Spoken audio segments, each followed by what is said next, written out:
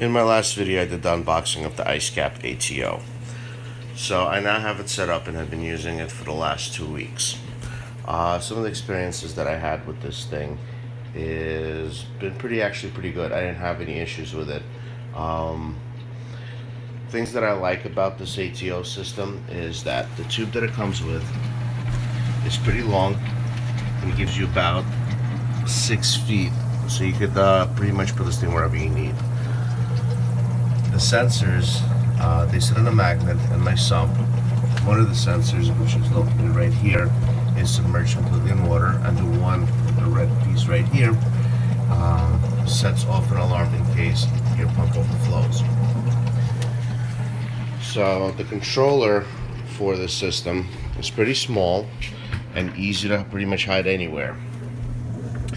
It's this little thing right here.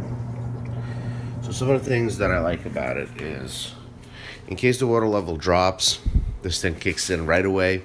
It's completely silent. You don't hear it. The pump is super small. You could stick it into a 5-gallon jug and it's fine. Some of the things I do not like about it is it doesn't have a feed mode.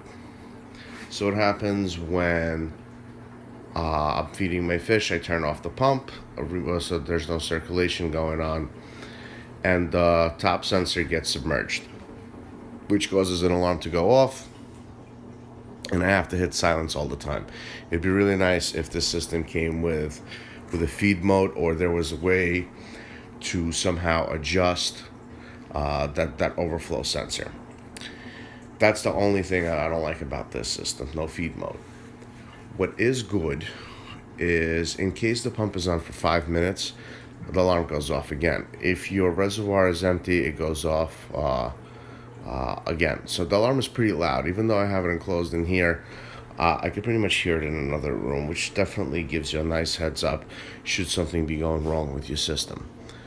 So after 2 weeks, I've had no issues. It's been running really well. Oh, there is one more thing. So the magnets that this piece comes with, it says it's designed for a 1/2-inch glass. My sump, there's definitely not a 1/2 inch on my glass. I feel like it could be a little bit more powerful, because if I'm doing anything in the sump and I touch this thing a little bit, it just drops. So I think there's definitely some room for improvement in terms of with the magnets. That's all I have on the Icecap. In my next video, I'm going to be covering some of my biggest failures that I've had setting up the reef tank. It's going to be maybe about a 3 to 5 minute video. In the meantime, just want to finish up on giving a quick update as to where my system is standing right now, and we'll keep it going from there. So my acans have been growing, and just overall I've been seeing pretty solid growth.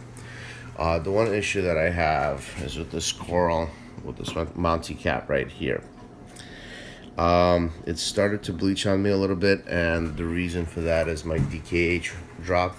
Haven't been paying attention to that, so it dropped to about a 6.8. Started dosing, so it should be back up in normal in maybe about a week or so, hopefully.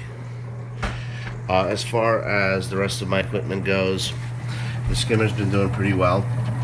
This is literally 1 day's worth of skim bait with about 6 little fish in the tank. And overall, so far so good. No other issues with the system.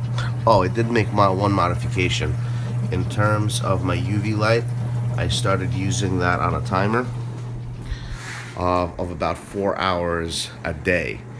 I also started using what's called the bubble method, which I'm going to be getting into in further videos once I see a little bit more of what it does and how it's been reacting. So I've been running it for 2 days.